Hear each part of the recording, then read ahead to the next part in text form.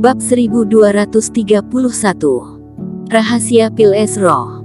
Yang terhebat adalah pil es roh ini, kata Fandi dengan yakin. Perkataan Fendi membuat senyuman pada wajah Tuan Ye membeku. Anden juga terbengong dan tidak mempercayai hal ini.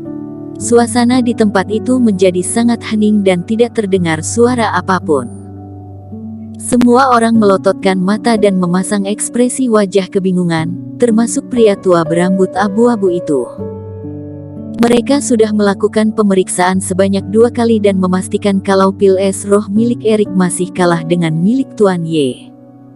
Namun ketua asosiasi membantah perkataan mereka. Ini menandakan kalau perkataan Erik sebelumnya itu benar. Ketua asosiasi, maksudmu ini adalah pil es roh yang terhebat? Wade merasa begitu senang dan ia sedikit tidak berani mempercayai hal yang baru saja ia dengar. Fandi berkata kalau pil dewa milik Erik merupakan pil pertama dan ini menandakan kalau ia telah menang dalam bertaruh. Tidak salah, oleh karena itu, aku berkata kalau kamu sangatlah cerdas. Ketika semua orang menganggap pil Zihuo lebih hebat, namun kamu tetap yakin teguh akan pilihanmu. Fandi kembali memujinya, klub apoteker harus mencari lebih banyak apoteker yang teguh akan pendapatnya sendiri seperti kamu. Wade merasa sedikit malu pada dirinya sendiri. Dia bahkan tidak mampu melihat kehebatan dari pil es roh, namun semua ini bisa terjadi karena ia percaya pada perkataan Erik. Tentunya Wade tidak memberi penjelasan lebih akan hal ini. Aksinya kali ini memberikan kesan yang begitu baik bagi ketua asosiasi. Dia tentunya juga memiliki kesempatan yang lebih besar pada pemilihan ketua asosiasi ke depannya. Dan semua ini bisa terjadi karena berkat dari Erik. Ketua asosiasi, mohon berikan penjelasan kepada kami. Aku tidak mengerti di mana kehebatan dari pil mujarab itu, kata Tuan Muda Ye dengan tidak puas. Mohon penjelasannya, ketua asosiasi, sahut pria tua berambut abu-abu itu. Hehe, kalian semua adalah master obat dan kalian pastilah akan merasa begitu malu karena telah berasumsi salah tentang pil dewa ini. Namun ini juga merupakan hal yang sangat wajar. Fendi tersenyum dan kembali berkata, pil es roh tidak sama seperti pil jiwa es yang begitu mudah ditemukan. Sangat sedikit orang yang mampu meracik obat ini dan kelebihan terbesar dari obat ini adalah terdapat kandungan energi, yaitu energi es. Aku juga tahu akan hal itu, tetapi energi di dalam pil itu sangatlah lemah, kata pria tua berambut abu-abu itu dan semua orang di tempat itu juga ikut menganggukkan kepala. Kalian kemungkinan sulit untuk mengerti akan penjelasanku dan tidak bisa mempercayainya. Begini saja, aku akan mencobanya secara langsung. Fandi hanya tersenyum melihat respon semua orang yang ada di tempat itu. Awalnya dia mengeluarkan sebuah botol yang terbuat dari keramik dan memasukkan pil Zihuo ke dalam botol tersebut. Dia lalu memberikan botol itu kepada Tuan Ye dan melambaikan tangannya ke arah atas dengan tenaga yang kuat. Saat ini, sejumlah api spiritual pun mulai menyelubungi pil es roh dan tidak lama kemudian, bagian dalam pil es roh pun mulai mengeluarkan sebuah cahaya dan juga energi es yang bergabung menjadi satu hingga membentuk sebuah teratai di tengah udara. Energi es telah muncul. Ini adalah penampakan yang luar biasa dari pil es roh. Semua orang merasa begitu terkejut ketika melihat hal ini. Ini menandakan kalau pil es roh yang diracik oleh Erik itu sudah mencapai tahap puncak dalam kalangan pil dewa. Tentunya pil yang telah mencapai tahap puncak seperti ini jauh lebih hebat dibandingkan dengan pil Zihuo milik Tuan Ye. Semua orang merasa begitu terkejut dan malu saat ini. Erik menciptakan begitu banyak pil dewa hanya dengan berdasarkan fase keilahian yang ia kuasai dan setiap pil dewa yang ia racik itu telah mencapai tahap yang sangatlah tinggi.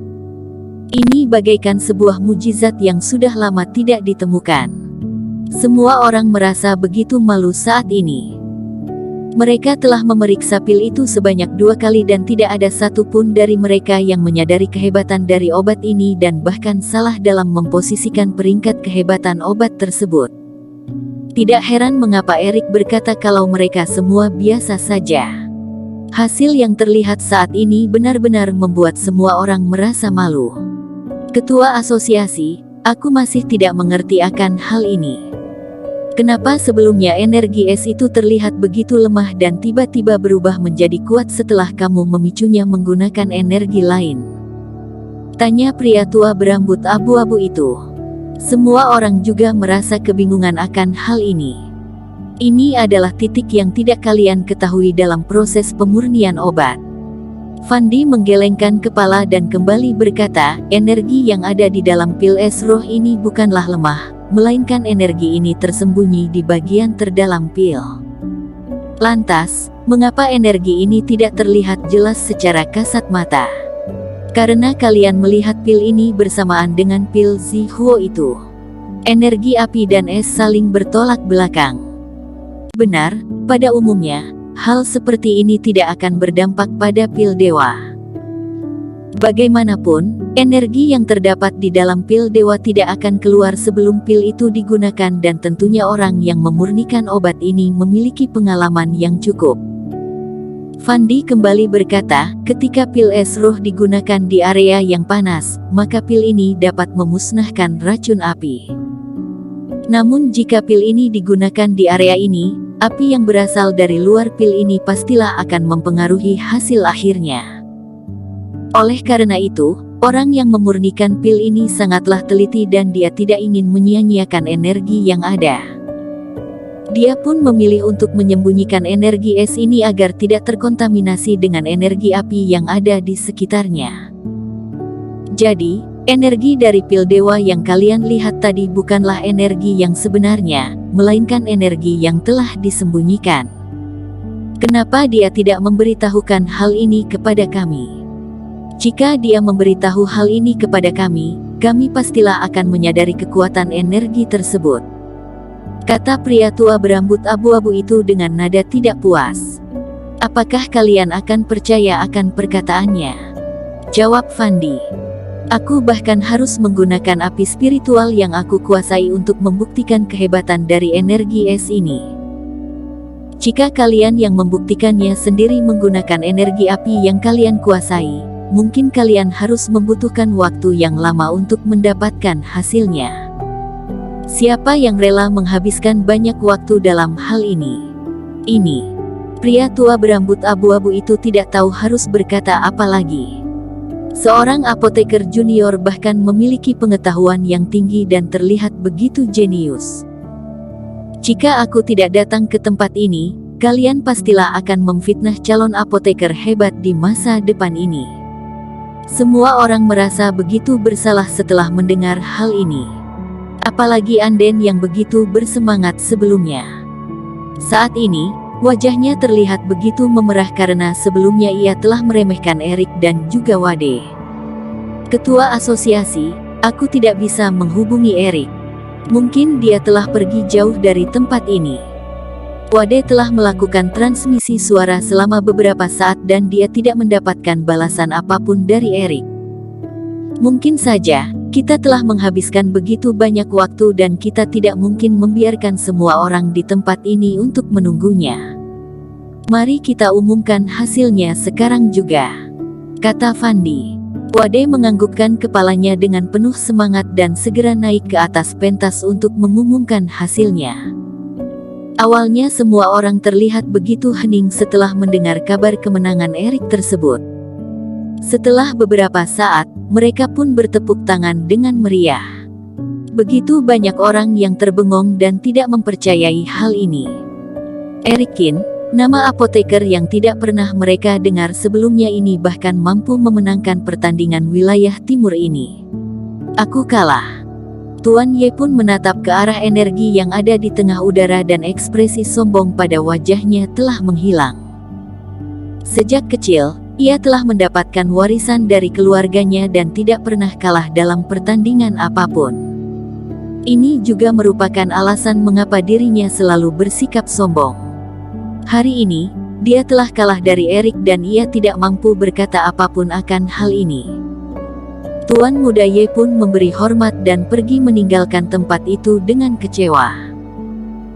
Bocah itu memiliki kemampuan yang baik, namun sayangnya ia menjalani semua proses kehidupannya dengan lancar dan mungkin kesalahan yang ia lakukan saat ini merupakan sebuah hal yang baik baginya, kata Fandi sambil menggelengkan kepalanya. Gadis suci, ada apa denganmu? Tanya Fandi ketika melihat Celen yang sedikit terbengong.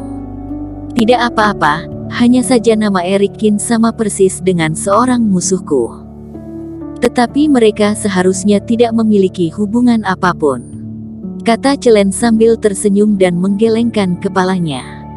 Di dalam dunia dewa yang luas ini, terdapat begitu banyak orang yang memiliki nama yang sama persis. Lagi pula, bagaimana mungkin Erik bisa datang ke dunia ini? Ketua asosiasi, apakah kita harus memanggil Erik untuk kembali ke sini? Tanya pria tua berambut abu-abu itu. Tidak perlu lagi.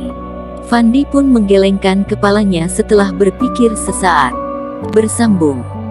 Terima kasih telah menonton video ini sampai akhir. Jangan lupa subscribe dan nantikan kisah episode selanjutnya hanya di Novel Story. Salam.